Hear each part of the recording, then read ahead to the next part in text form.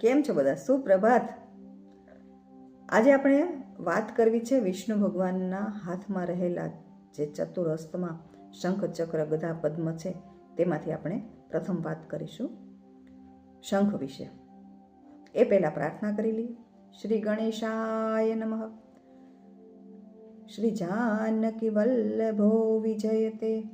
ઓમ ઉમા મહેશ્વરાભ્યામ નમઃ. ઓમ વાણી હિરણ્ય ગર્ભાભ્યામ નમઃ. ઓમ શ્રી સરસ્વત્યે નમઃ. શ્રી માતૃપિતૃ ચરણ કમલેભ્યો નમો નમઃ. શ્રી વિષ્ણવે નમઃ. ઓમ નારાયણાય વિદ્મહે વાસુદેવાય ધીમહિ તન્નો વિષ્ણુ પ્રચોદયાત. વિષ્ણુ ભગવાનના ચરણોમાં પ્રણામ કરી આપણે આગળ વધીશું. આપણે આપેલા મહાદેવજી અને બ્રહ્માજીના આસન અને તેના શસ્ત્રો વિશે પણ જાણ્યું. આજે આપણે જાણીશું શંખ વિશે.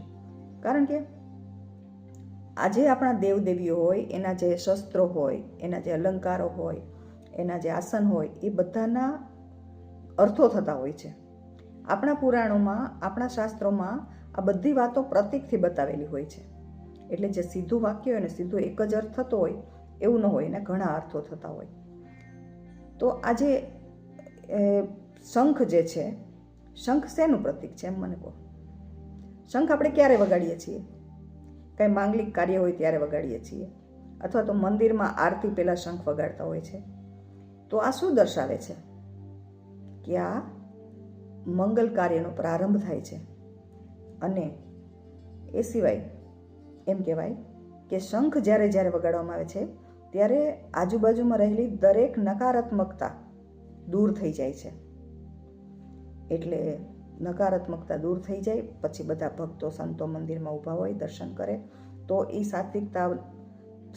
સાત્વિકતા સાથે ભગવાનને દર્શન કરવાથી એના દર્શનનો પૂરો લાભ મળી શકે. હવે આ જે શંખ છે એનો જે નાદ છે, એટલે આમ આપણે એમ કહેવાય કે એના ઓમ, શંખના નાદમાંથી ઓમનો ધ્વનિ પણ પ્રગટે છે. વિષ્ણુ ભગવાન જ્યારે શંખ વગાડે ને ત્યારે એમાં ઓમનો ધ્વનિ જેવો ઉચ્ચાર થતો હોય છે. તે શું દર્શાવે છે? તે ઉત્પત્તિનું કારણ દર્શાવે છે. એટલે વિષ્ણુ ભગવાન જ્યારે શંખ વગાડે તો એનો અર્થ ઉત્પત્તિ છે, સૃષ્ટિની ઉત્પત્તિ છે.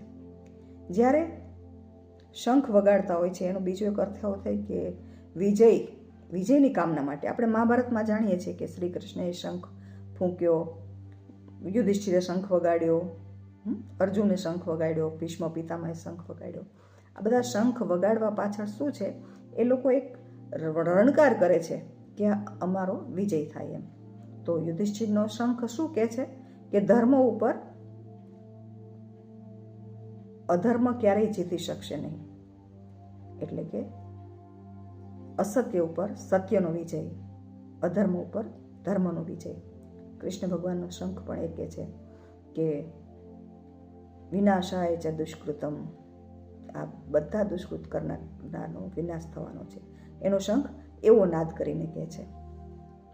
હવે આ બધા જે શંખ છે, અને બાકી સીધે સાદો અર્થ આપણે પણ સમજીએ કે જો શંખ આપણે ફૂંકીએ ને તો આપણા ફેફસા મજબૂત થાય છે, આપણા ફેફસામાં શુદ્ધ પ્રાણવાયુનો પ્રવેશ થાય છે.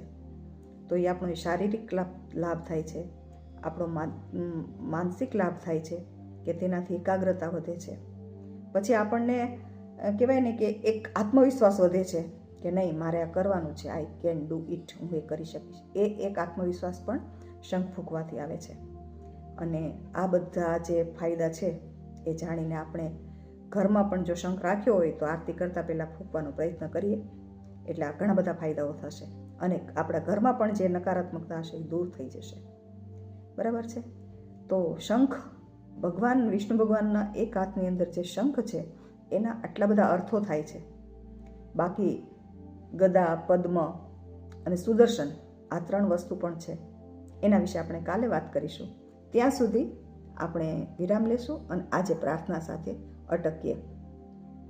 વસુદેવ સુતં દેવં કંસચાણૂરમર્દનમ દેવકી પરમાનંદન કૃષ્ણં વંદે જગદ્ગુરુ. શ્રી કૃષ્ણં વંદે જગદ્ગુરુ. સર્વેને જય શ્રી કૃષ્ણ. આવતીકાલે ફરીવાર મળીશું. ત્યાં સુધી આવજો.